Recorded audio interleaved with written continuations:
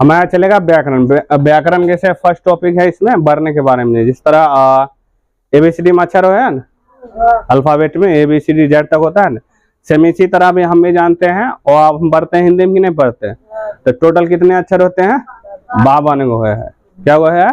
52 गो। Mainly हम 48 गो 46 गो का use ही करते हैं, समझ गया, लेकिन उसका भी यूज होता है वर्ड में। तो हम वर्ण में सिर्फ वही और से ज्ञान तक को ही हम पढ़ेंगे। माने हम जो पहला आज का हमारा टॉपिक होगा किसका होगा? वर्ण का होगा। किसका होगा?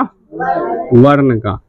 वर्ण का ओ से लेके ज्ञ तक का जो है बस इसी चीज का अध्ययन करेंगे कि ओ कथी है, की है, प कथी है, स कथी है, मैंने इसका पूरा अध्ययन इसमें ही करेंगे। वर्ण के बाद आता है शब्द। वर्ण के बाद कथी आता है? शब्द। शब्द में दो वर्ण से मिलल कोई वर्ड, जैसे हम बोल है ना, जो भी काम धाम जो भी वर्ड है, वर्ड बनता है किससे? वर्ण से मिलके बनता है, समझो। वर्ण ओ से ज्ञ तक। अब मान लो ओ और ब ले लो, तो ओ कथी भे गेले? वर्ण। ब भी कथी भे गेले? वर्ण। लेकिन ओ बो दोनों मिल गए तब कथी भे गेले? शब्द। कथी बन गेले? शब्द। वर्ण से मिलके किसका बनता है? शब्द। अब शब्द भी ऐसा ही है ना, अब कुछ मिला लो प छ पच, अभी छ तक मतलब नहीं छे, ई छ का मतलब प क पक, प ह प। अब मान लो ई इसका कोई मीनिंग है? नहीं है। शब्द में वैसा शब्द हो चाहिए जिसका कुछ नहीं कुछ अर्थ निकले, निरर्थक नहीं हो चाहिए। शब्द माने की ऐसा कोई कुछ ले लिए। अब मान लो पानी छे, तो पानी हम जाने छे शब्द छे, लेकिन पानी को मान लो हम उल्टा कर दे नीपा, नीपा कोई वर्ड है? नहीं है। माने शब्द तभी बनता है जब उसका कुछ न कुछ मीनिंग हो, वैल्यू हो बोआ, तब ये बनेगा। वरना शब्द का निर्माण नहीं हो सकता, वो शब्द कहलाएगा नहीं, निरर्थक माने उसका कोई भी अर्थ नहीं। शब्द के बाद बहुत सारा शब्द को मिला दे तब वाक्य का निर्माण होता है। किसका निर्माण होता है? वाक्य का। जैसे मैं घर जा रहा हूं, घर जा रहा हूं। अब देखिए मैं शब्द छे, ये भी शब्द छे, शब्द छे, शब्द छे, शब्द छे। अब ये वर्ण से मिलके बना हुआ। देखिए हम वर्ण को जब सटीकता रूप से मिलाते एकदम जिसमें हुआ, अब इसी को मान लिया एक वाक्य छे, अब घर एने लिख दिलिए, जा एने रहा, मैं हूं, तो ये कोई शब्द का वाक्य का निर्माण नहीं हुआ। माने हर एक चीज का वर्ड होता है। अब मान लिया तो आंख जा पता चलता टंगरी में आंख निकल दो, तो भारी दिक्कत होगी नहीं, तो बता दो तो नहीं है तो देख। तो हर एक चीज का स्थान होता है। सेम उसी तरह भी शब्द का अपना मीनिंग है। माने वैसा मीनिंग कोई भी दो अक्षर मिला दिली या 4 अक्षर मिला दिली, शब्द का निर्माण नहीं होता है। माने वैसा दो वर्णों से मिलकर वैसा शब्द बना चाहिए जिसका कुछ न कुछ अर्थ निकलेगा, तभी वो शब्द कहलाएगा। अब वर्ण में वाक्य शब्द से मिलकर किसका निर्माण होता है? वाक्य का। वाक्य में भी सही क्रम में लगल रह जाए, सही क्रम में लगे तभी वाक्य के कैटेगरी में आएगा, वरना वाक्य कैटेगरी में नहीं गा। पहले हम पढ़ते हैं वर्ण के बारे में। किसके बारे में पढ़ेंगे? वर्ण के।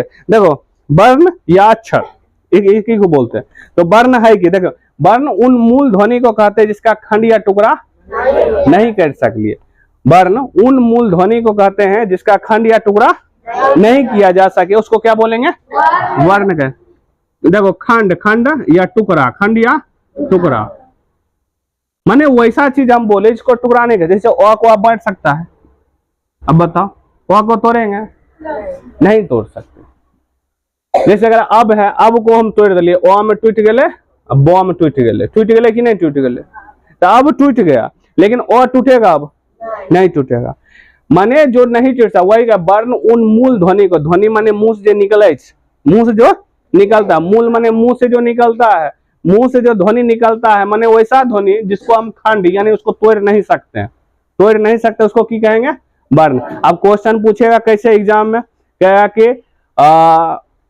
वैसा अक्षर बताइए जिसका खंड या टुकड़ा नहीं कर सकते, तो की कहलाएगा? वर्ण का। खंड या टुकड़ा किसको नहीं कर सकते? वर्ण को। शब्द को कर सकते हैं। अच्छा शब्द हो रहा है, शब्द से वाक्य तो होबे करेगा क्योंकि टुकड़ा टुकड़ा से मिलके बना हुआ। अब समझो वर्ण हो गया। अब जो वर्ण में वर्ण सामान्यता 52 गो ओ से ज्ञ तक, ओ से ज्ञ तक टोटल कितने अक्षर हैं? 52 गो अक्षर। यानी अब वर्णों के समूह को वर्णमाला। अब जो ओ से ज्ञ तक ठीक है वो वर्णमाला कह लेते हैं। अब जैसे माला, माला का मतलब क्या होता है? मोती के पिरोते हैं कि नहीं पिरोते हैं? तो माला कैसे बना? मोती से। तो मोती को समझो वर्ण। अब माला कब बनले, जब हम एक धागा में पिरो दिलिए तब पूरा अ से ज्ञ तक जो टोटल लिखा लेते हैं 52, तब वो वर्णमाला कह लेते। यानी वर्णमाला नाम के आधार पे ही वर्ण माला।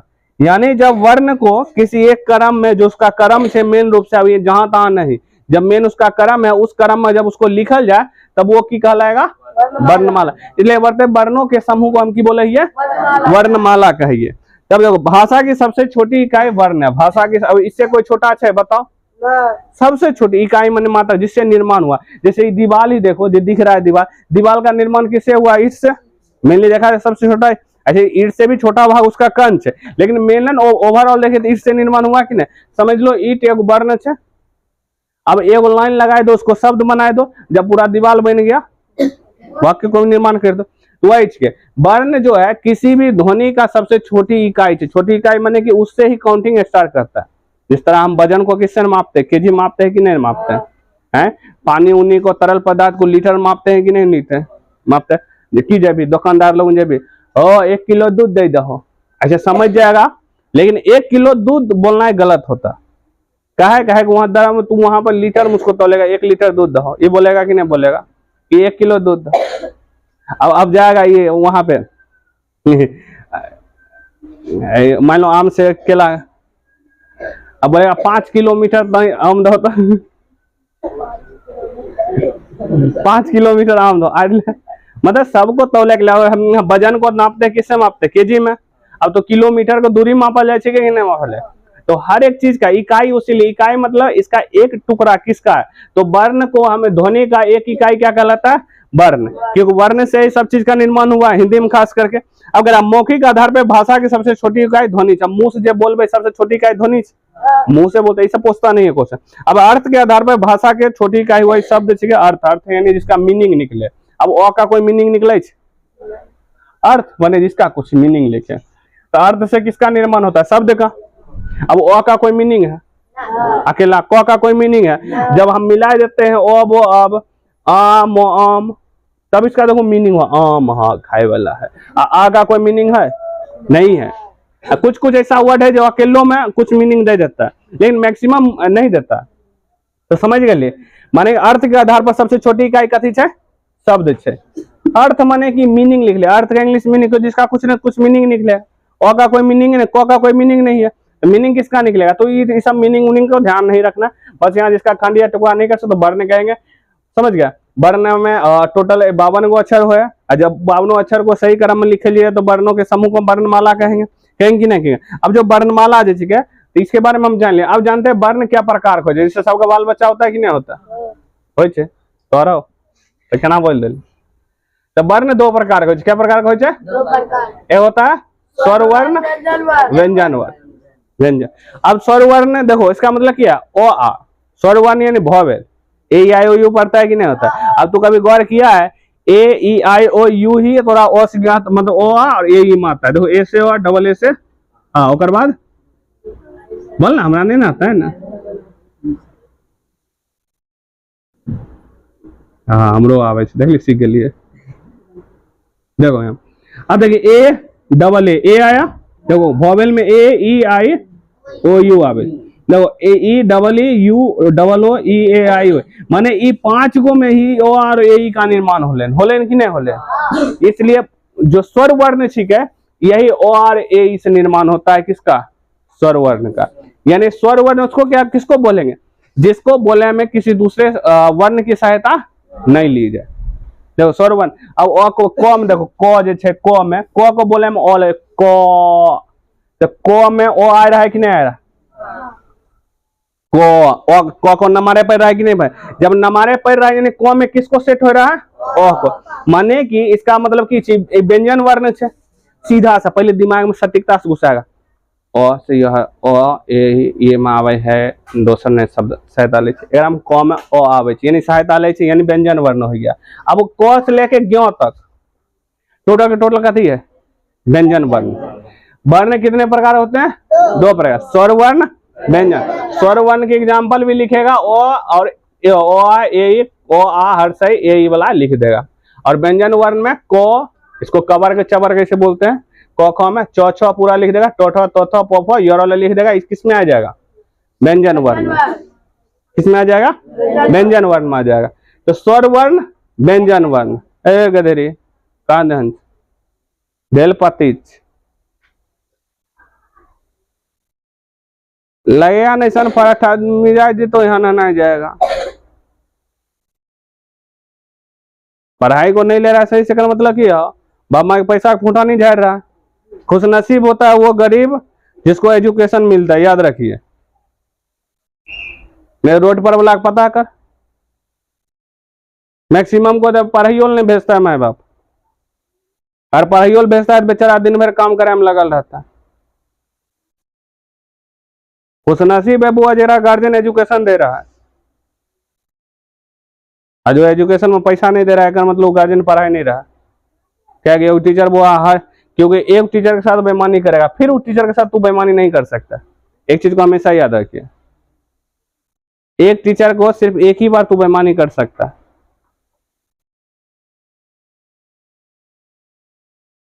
पढ़ो, बहुत जरूरी है एजुकेशन। नहीं तो बाबा परदादा छरदादा सब मरा है ना, उसी तू भी उसी कैटेगरी में आएगा। कम से कम तू तो सोच ले हमरा वो कैटेगरी में नहीं आवे। क्योंकि इंसान को ना जब कोई रास्ता नहीं सोचता है तो बाप वाला काम सोचता। अब बाप अच्छा काम कर रहा है तो अभी लेबर मिस्त्री काम करना है, खराब बात नहीं, लेकिन उससे ज्यादा हमारा साधन नहीं जुड़ा। अगर कह दिया कि 5 लाख रुपया लग चल जाओ बैंकॉक घूमे ले, तो घूमे नहीं जाएगा, सोचेगा। एक साल में घूमे के लिए भी पैसा नहीं होता है गरीब इंसान को। माने माँ बाप बाल बच्चा घूमे के लिए पैसा दे दे, चाहे कर्जा करके कहूँ, लेकिन खुद घूमे नहीं जाता है। तो तू सोची, कम से कम बुढ़ैली में तो माँ बाप को भेजिए ना खाए, तो खाइयो नहीं देगा, खचराते ना। गांव शहर को मिलाई दे 10 गो में से 6 गो 7 गो बच्चा ऐसा होता है जो माँ बाप को बुढ़ारी में छोड़ देता है। रीजन ये नहीं है कि उससे प्यार नहीं करता है, रीजन वो है पैसा, कि कन्या पूरे की पहले माँ के पूरे हुए। तो इंसान को सोचता है पहले कन्या, दोसर घर का आदमी से गरिया आएगा। और माँ एगो ऐसा चीज ही का है जो इसको, अगर भगवान को भी देखना है तो माँ बाप के शकल को देख लो तो भगवान मिल गया।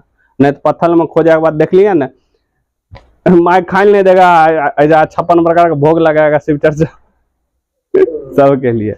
रियलिटी है बुआ, समझ जाओ। अब बात ही नहीं से बेटा उठा बेटी प्यार नहीं करे, समाज करता है बहुत ज्यादा, लेकिन उसको अलग कर रहा पर मजबूर के किया? पैसा। और एजुकेशन सबसे बड़ा पैसा का दे सकता है तुम्हें। मूर्ख इंसान नहीं कमाएगा। अब लोग कमाएगा कि अगर पढ़े वाला रहता है ना अमीर रहता, टीचर सबसे बड़ा अमीर रहता, ये गलत सोच रहता है। टीचर भी बहुत ज्यादा अमीर थे, लेकिन पढ़ाई में भी अपन अपन कैटेगरी होता है। जो एक ही जगह पर धरलेस रह गया वो टीचर बर्बाद है, जो अपने आप को विकास किया। अब अलग पांडे ये ले लो, ससुराल 12,000 करोड़ की संपत्ति है, कहती है टीचर कान से जो लो 50-60 लाख का महीना कमाता है। सोच सकता है टीचर ऐसा नहीं, बहुत सारा टीचर है। और सब मूर्ख इंसान रहता है, मूर्ख इंसान कहाँ मिलेगा? तू अपन एक भी कैटेगरी खोज दो।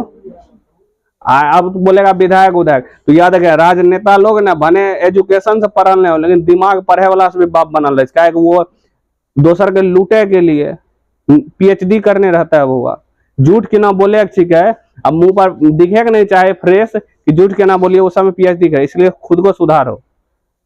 तो बोलेगा गोधना में कत्ते अमीर आदमी, तब गोधना का नाम ले जाएगा करोड़ों का गांव, करोड़पतियों का गांव। याद रखिए। तो याद रखिए ये स्वर वर्ण और व्यंजन वर्ण। स्वर वर्ण किसको होते हैं? वैसा वर्ण जिसमें क्या करता है, जिसके दूसरे वर्ण की सहायता, मतलब जिसके उच्चारण में लिखा हुआ। स्वर वर्ण उन वर्णों को कहते हैं जिसके उच्चारण में, उच्चारण मैंने बोले हम, उच्चारण में किसी दूसरे वर्ण की सहायता ना ली जाए। और हम कोई सहायता ले छिए कम क ऐसे बोले क क क, तो ये आधा को क लिखा था, ये वाला क हलंत। हलंत का मतलब ये जो है ना, हलंत का चिन्ह है, एक मध्य हो आधा, एक मतलब की होता है आधा। ई क का मतलब ई पूरा क है, क ई पूरा, ई क है ना पूरा क, ई क का मतलब बोले क आधा, क आधा। माने हलंत का मतलब ही होता है आधा। ये जो चिन्ह क्यों नहीं, हलंत का चिन्ह है। किसका चिन्ह है? हलंत का। माने आधा को चीज है, वो चीज को शो करता है। वही स्वर वर्ण उस वर्णों को कहते हैं जिसके उच्चारण में किसी दूसरे वर्ण की सहायता ना ली जाए। एग्जाम्पल में भी लिखा जो अ आ हर्षी दीर्घी उ ए ऐ ओ औ, समझ गया। अब जो इसकी संख्या 11 है, इसकी संख्या क्या हुआ? 11 है, समझ गया। यहाँ देखो, ओ आ हर्षी दीर्घी हर्षु दीर्घ, क्या बोलो 6 गो, फिर ए ऐ ओ औ री भी हो जाएगा ना, अंग आ नहीं आता है, अंग आ नहीं आता, वो विसर्ग में आवे, किसमें आवे? विसर्ग, वो अलग अलग में आ जाएगा, समझ गया, उसका अलग अलग बनता है, समझ गया। ये आ जाएगा विसर्ग वाला में आ जाएगा, ये वाला आता है ना, वो अलग, वो स्वर वर्ण नहीं है, वो अलग कैटेगरी। री आता है ना, ओ के बाद री पढ़े कि नहीं, इसके बाद री पढ़े कि नहीं, री से ऋषि पढ़े कि नहीं, यही 11 स्वर वर्ण की संख्या याद होती है। इसलिए ऑब्जेक्टिव का डिफिकल्ट होता है कि ऑब्जेक्टिव में बार हर एक लाइन को समझा जाता है। सब्जेक्टिव ऑब्जेक्टिव में ऑब्जेक्टिव ज्यादा डिफिकल्ट होता है। बने तो बोलल जाए ऑप्शन ठीक है तो 25% का ऑप्शन बनता है, 4 गो ऑप्शन 100%, तो एक ऑप्शन क्या प्रतिशत, यानी तोरा अगर तोरा नहीं आता है तो 25% यानी 1/4 चांस बने तो सही होगा, आ रहा है तब 100% चांस में, इसलिए ऑब्जेक्टिव ज्यादा होता है टफ सब्जेक्टिव के तुलना में। हाँ ये नहीं रे लेन अब चलो, स्वर मतलब स्वर वर्ण की संख्या क्या कुछ है। अब जो स्वर वर्ण को पढ़ेंगे ना इसी में से पढ़ेंगे। अब इसी में कुछ ऐसा चीज जिसको बोले में तनी ज्यादा समय लगता है, किसी बोले में तुरंत बोल ले छिए। वही समय की मात्रा के आधार पर स्वर वर्ण को 2 भाग में बांटल गया। क्या भाग में बांटल गया? 2 भाग में। स्वर वर्ण को कितने भागों में बांटा गया? पहले सटीकता से लिखते हैं।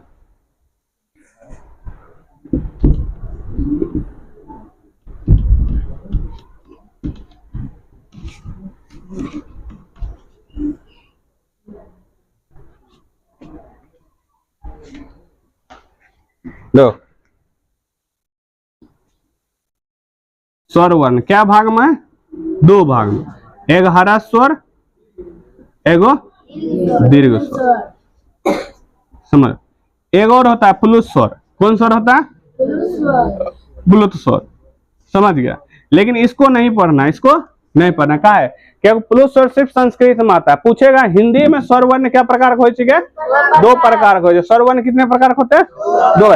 संस्कृत में स्वर वर्ण 3 प्रकार का होता है, हरा स्वर, दीर्घ स्वर, प्लुत स्वर होता है। समझ गया।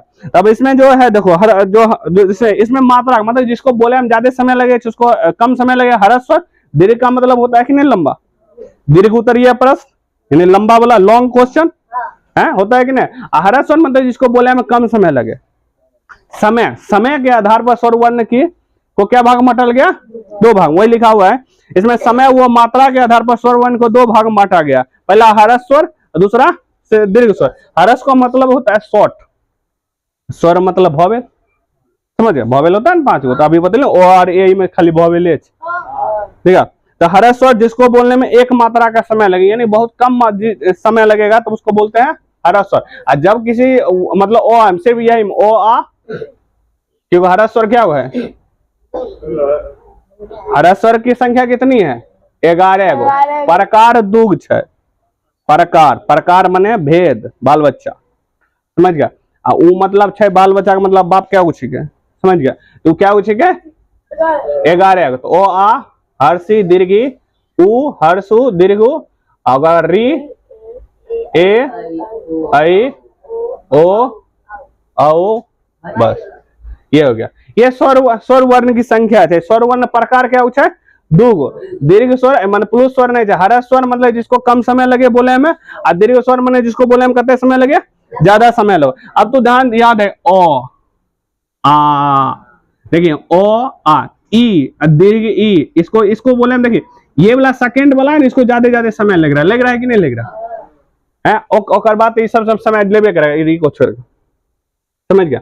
ये जो चीज हो गेलो कथी हो गेलो देखो ओ कम से ओ आ ज्यादा नंबर पढ़ रहा है कि नहीं? पहले देखो ओ आ ई दीर्घ ई, इसको ई 2 गो ऊ ई ऊ। अच्छा हम लोग हर सी दीर्घ क्यों करे पड़ता है, लेकिन ई ऐसे पढ़ल जाता है। रिलेटिव रूप से देखा जाए इसको ई ऊ ऐसे पढ़ते। समझ गया। तो इसको देखो बोले हम ज्यादा समय लगता है इसलिए इसको कथी में जाएगा, जैसे आ दीर्घ ई और उ, दीर्घ उ, ये सब दीर्घ स्वर में आ गया। और ह्रस्व स्वर में आ गया ओ, ई, उ, री, ये सब ह्रस्व स्वर में आ गया। अभी नहीं कि हर सही दीर्घ गई वो ला नहीं, ओकरा बोलबे समय दुनू में लगता तो कन्फ्यूजिया जाएगा, समझ गया। तो इसको ओ आ ई, दूसरा वाला ई तनी लंबा निकालते, समझ गया। इसको ऊ पढ़ते, इसको ऊ तनी ऊ ज्यादा लंबा खींचते, समझ गया। हम लोग भने कैसे पढ़ते हैं, लेकिन है ना, सीखने का मतलब है ना। क्या रियलिटी रूप से इसकी मात्रा देखें ना, इसकी मात्रा जैसे इसका आ वाला का लिखाता है, हर्षिकार कैसे लिखाता है, दीर्घिकार कैसे लिखाता है, हर्षुकार कैसे, दीर्घुकार, इसलिए हम लोग ऐसे पढ़ते हैं, समझ गया। नहीं पढ़े कैसे भी, चल ठीक है। ये हो गया तो कथी हो गया, स्वर वर्ण। अब है व्यंजन वर्ण। अब किसको है, व्यंजन वर्ण। व्यंजन वर्ण में क ख से लेके ज्ञ तक जितना भी है, क ख ग च छ ट थ प फ, सबका सब कथी है, व्यंजन वर्ण। व्यंजन वर्ण है, कथी है। अब जो पढ़ना है ना सब ज्यादा इसी में व्यंजन वर्ण खत्म हो गया। अब तो स्वर वर्ण। अब जो भी चीज पढ़ेंगे व्यंजन वर्ण। पहले तो हम वर्ण पढ़े, टोटल वर्ण क्या हुए, 52 गो, 52 गो। अब इसमें लिख के बताएंगे टोटल। देखिए यहाँ पर लिखा हुआ अभी टोटल में, समझ गए, यहाँ पीडीएफ में लिखा हुआ है, समझ गए। यहाँ काउंटिंग कर सकले, जैसे ई वाला रो वाला नीचे लिखाता है कि नहीं, रो बुक में नहीं लिखाता है इसे, मतलब ओ से तक में रो लिखते हैं, नहीं लिखते। एगो ढो ऐसे लिखे थे, ढक्कन वाला ढो, लेकिन ई वाला ढो लिखे छिए, नीचे बिंदी वाला नहीं लिखते। ये कुछ कुछ ऐसा चाहिए जो चीज एक्स्ट्रा डालल गए, मतलब अलग से उसको लिखते नहीं है, लेकिन है, इसलिए 52 पूरे छे, वरना 52 गो नहीं पूरेगा, 48 गो आई थिंक पूरता है। अब देखो व्यंजन वर्ण, इसमें देख लिया किसी वर्ण की सहायता ले रहे, लेकिन इसमें उच्चारण करे, मतलब बोले में किसी दूसरे वर्ण की सहायता लेता है। तो व्यंजन वर्ण उन वर्णों को कहते हैं जिनके उच्चारण में किसी दूसरे वर्ण की सहायता, क्वेश्चन जैसे पूछेगा वैसन वर्ण जिसको बोले में किसी दूसरे वर्ण की सहायता ली जाए, उसको क्या कहते हैं, व्यंजन वर्ण। ऑब्जेक्टिव ऐसे मतलब सोचिए डिफिनेशन दे, यानी स्टूडेंट को लाइन बाय लाइन पढ़ा है कि नहीं पढ़ा है, इसकी मानसिकता को चेक करता है। तो व्यंजन वर्ण किसको बोलेंगे, वैसा व्यंजन, मतलब वैसा वर्ण जिसके उच्चारण में किसी दूसरे वर्ण की सहायता ली जाए। जैसे पर हो कोई भी, देखिए ई को में सहायता नहीं ले रहा है, ई को हलंत में सहायता नहीं, को इसको को नहीं पढ़ सकते हैं, को ई को का मतलब हम जो पढ़ते हैं को खो वाला, क से कबूतर, ई को है, इमे क का मतलब इसमें ओ भी की है, जुड़ल है, ओ भी की है, जुड़ल। तो व्यंजन वर्ण का मतलब ये होता है कि इसमें एक्स्ट्रा कुछ नहीं कुछ चीज जोड़ल रहेगा, समझ गया। ख को ही ले लो, तो ख में भी की जुटल है, ओ जुटल है। चो ले लो, चो, तो चो में भी की जुटल है, और आग छो ताराम तो दो तीन तीन को जुटल रहता है, आराम तो दुए को जुड़ रहा है ना। आग छो तारा गया उस समय दो तीन तीन में वर्ड जुटल रहता है, समझ गया। इसमें कम जुड़ल है दो, लेकिन जुड़ल तो है ना, जुड़ल तो है ना, लेकिन ना ये व्यंजन वर्ण उन वर्णों को कहते हैं जिसके उच्चारण में किसी दूसरे वर्ण की सहायता ली जाए। अब व्यंजन वर्ण समझ गई कौन कौन से, क से लेकर ज्ञ तक जितना जितना से सब कथी है व्यंजन। अब व्यंजन वर्ण जो है देखिए यहाँ लिखा हुआ है, व्यंजन वर्ण की संख्या 33 है, क्या कुछ है, 33 कुछ है। जैसे डेल चुके यहाँ देखिए स्वर वर्ण लिखा हुआ, यहाँ देखिए अनुस्वर वाला ये हो गया, विसर्ग वाला ये हो गया, जैसे क ख ज्ञ ये सब कवर्ग चवर्ग टवर्ग पवर्ग या अंतस्थ व्यंजन, ये सब तो हम पढ़ेंगे। देखो अब जो व्यंजन वर्ण है 3 प्रकार के, क्या कुछ है, 3 प्रकार। इसमें स्वर वर्ण 2 प्रकार का, व्यंजन वर्ण कितने प्रकार का, अब व्यंजन वर्ण की संख्या कितनी है, 33। याद रखिए ये बहुत जरूरी है, क्योंकि वहां संख्या पूछता है। व्यंजन वर्ण की परिभाषा तो बुआ याद रहता हो, ये परिभाषा नॉर्मल है, इसका भेद का भी याद रहता हो, लेकिन संख्या भूल जाए भी क्या उछके समझ। 33 को क्या गो काउंटिंग कर ले, देखें क ख में 5 गो, चौ छ में क्या गो 5 गो, टो ठो में 5 गो, तो थो में 5 गो, पो फो में 5 गो, क्या गो 25 गो। अपर हो यो रो लो वो तालम सो मूर्धन सो धन सो हो अक्षो तरो ज्ञ। देखिए 1 2 3 4 5 6 7 8 ये नहीं होता, ये नहीं होता, अक्षो तरो ज्ञ की कहे नहीं छो, अक्षो तरो ज्ञ नहीं है, यही तक हो तक ही है।